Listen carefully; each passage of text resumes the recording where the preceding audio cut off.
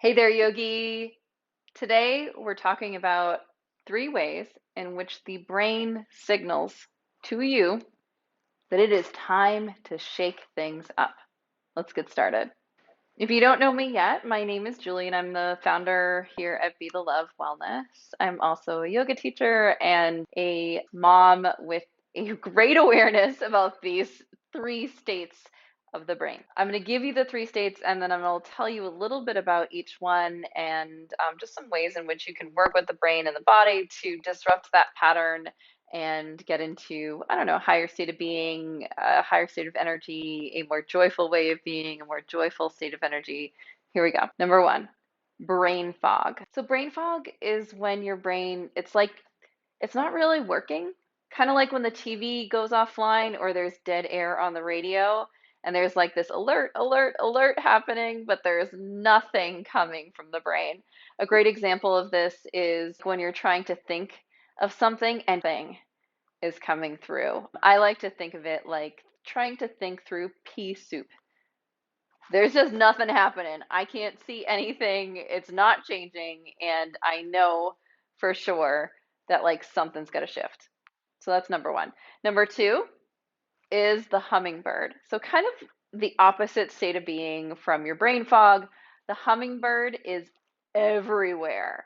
It's one thing to another. It's like bopping all over the house, never really able to sit still or sit down or focus on a task. It is like having too many tabs open in life or maybe on your computer. And so when you're in hummingbird state, it's really hard to focus on any one thing, but you can't stop. You're in this like constant motion, whether you're physically moving or you're just stuff happening up here. It's like you can't sit still. So that's hummingbird. Number three is when you're tired all the time. So again, I'm a mom. I totally get it. You can get tired and be tired for years. Years. And so many of us are right now. And so that is not a critique of lifestyle, but there are some ways in which we can manage feeling fatigued and tired all the time. It's not just a matter of working too much, it's also a mental tired, it's an emotionally tired, it's decision fatigue. It's also attached and associated with depression.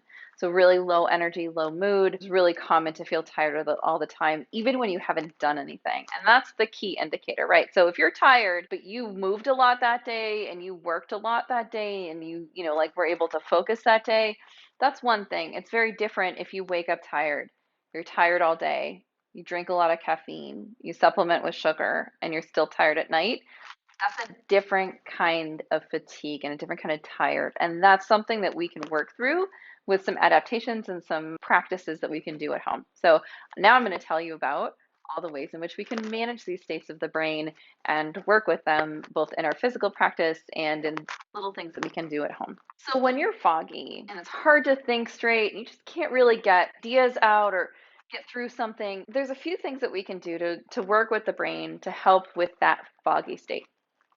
Number one, and it's a little painful, but I'm just going to throw it out there. If you can cut back on caffeine or nix the coffee that day, even decaf will still keep you in that state of like fogginess.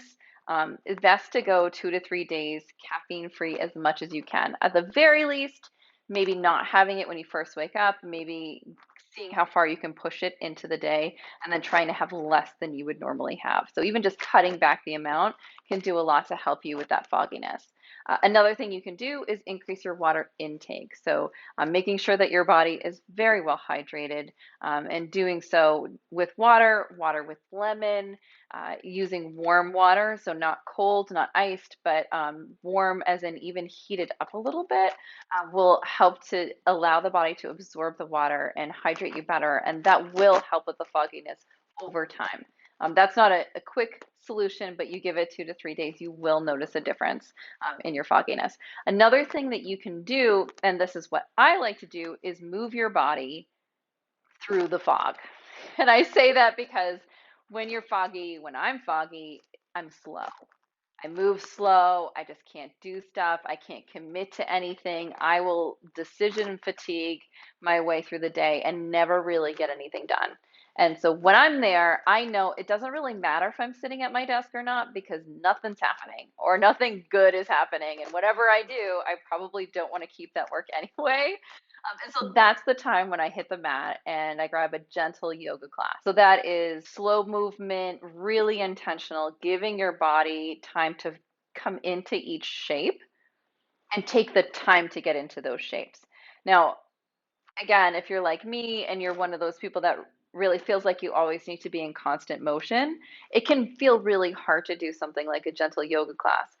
But if you can do it, even for 10 minutes, it will do so much to serve your body and your mind. And I'll tell you why. Because when you are in a gentle yoga class, you are no longer paying attention to what's happening up here. You're paying attention to what's happening in here. Your breath slows down, your heart rate slows down, and then the heart rate and the breath and the brain all start to work together to think about the same thing. So you're no longer like, should I, should I, should I? You are, I am sitting here, I am stretching, I am breathing. Okay, what now? All right, I'll turn a little bit, right? It's just very intentional and slow. And when you can get body, breath, mind all working together, you're going to get a coherence happening. And that's when you can start to pick things up. And you might not have the most productive day ever, but you might have a really productive day just because you took some time out to work with that sluggishness and show up differently afterwards. Take the time you need with brain fog and take as much time as you can. And just know you can always come back later that day and just keep working with it. Also, really helps to get to bed early. As you know, Ayurveda, 10 p.m. is the bedtime, 6 a.m. is the wake up time. Sticking to those hours can help your body and your mind to get into a nice little rhythm following the seasons, following the light in the sky, and allowing your body to rest and breathe even better. So, for your hummingbird state of brain, when you are a hummingbird and you are flitting all over the place, not really able to attach to anything, but feeling this need to continue to do stuff. I get it. I've been there. It is almost like a natural state of being for me. It's like I'm one of these three most of the time. And knowing that you are in the hummingbird state is honestly the most important part because once you are aware of it, you can begin to work with it and then you can make adaptations in your lifestyle and your day to work with that hummingbird and have it focus more into getting what you need to done or resting, which is what you may need to do. When I'm in hummingbird state, my favorite practice, and obviously I do this for work for a reason, but my favorite practice is a vinyasa class and not the beginning where we're sitting there and trying to ground down. I don't have the patience for that when I'm in hummingbird. So I go right to the middle of class. I go to a plank. I hold it for as long as I can, and that generally helps me to begin to regulate my breath because I'm like, oh wait, this is hard. And it takes me out of this thinking habit where I can't really stop and into what is happening to the body. And then my breath starts to fall in line. And then my heart rate starts to fall in line. And then my brain starts to fall in line. And before I know it, 10 minutes later, 30 minutes later, I am way back into focus and I can immediately pop up and get back to the rest of my day. If you can, breath work is really, really helpful for any of these three states. But I find when I'm in hummingbird, I just don't have the patience. Like, I don't have the patience to sit there and alternate nostril breath or do my nadi shodhana. I just don't have the patience for it. And so I honor that. And I just really come into like, what is the thing that's going to get me the closest to where I need to be the fastest? And that's usually a vinyasa class. So that's what I do for hummingbird. Other exercises that you can do for hummingbird are really like grounding, thinking about your feet, taking off your socks, putting your feet on the earth, feeling your toes on the ground, sitting on the ground, anything that you can do to just stop, feel like a rock, become like a rock. And that will help you to at least keep that hummingbird in one place for a moment. If you can meditate or breathe, but again, for me, it's a vinyasa yoga class, and that is my meditation and breath all wrapped into one, which the hummingbird loves because it's multiple things happening all at the same time. Now, number three. So if you are tired all the time, man, I have spent years being tired all the time. And when I was finally in awareness of it and able to make some changes, I can tell you that I was kicking myself for how long I let myself be tired because I didn't need to be. And I thought that was just how it had to be. So, if you're tired all the time, obviously, if you have young kids or if you have interrupted sleep, it is really hard to get rested. That's just a given. So, if you're tired all the time, here are some things that you can do to kind of work with that. But the goal is to get you to 8 hours of uninterrupted sleep every night. And if possible, that would be from 10 p.m. to 6 a.m. So that's a goal. We can put that goal aside and then just work with real talk, like what do we got going on? If you're tired all the time, similar to brain fog, you want to cut out caffeine and sugar, reduce as much as you can, because those two stimulants really continue to create this disconnection between the body and the brain, this misalignment, this lack of connection, body, brain, heart, like it's all doing different things. It's kind of being influenced by different forces and sources. And so when we can again get back into that state of resonance, body, breath, heart, heartbeat, and then brain, and bring them all together, then we're really coming into a great state of being. And so, tired all the time, I'm going to ask you to shake things up. I'm going to say, if you can, and this is what I do, I put on my favorite song, I stick on my earbuds, and I listen to it as loud as I want, and I dance everywhere by myself like a crazy person. And nobody sees because I make sure I go to a place where there is no people, which sometimes can be hard to do. So we have kids and partners and animals, and gosh, even sometimes when I lock the door to the bathroom, the animals are like trying to get into the bathroom or the kids.